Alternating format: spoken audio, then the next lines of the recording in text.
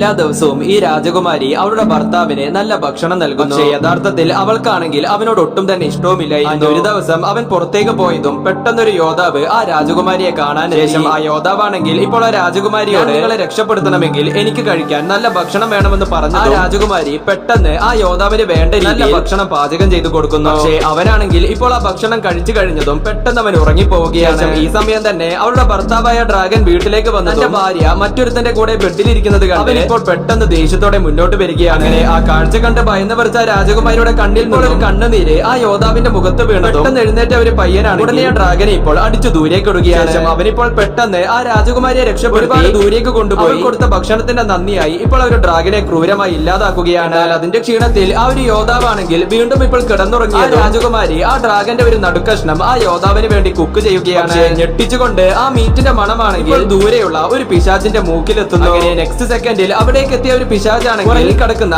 ആ യോദ്ധാവിനെ ഇല്ലാതാക്കി ഒരു സുന്ദരിയായ രാജകുമാരിയെ സ്വന്തമാക്കുകയാണ്.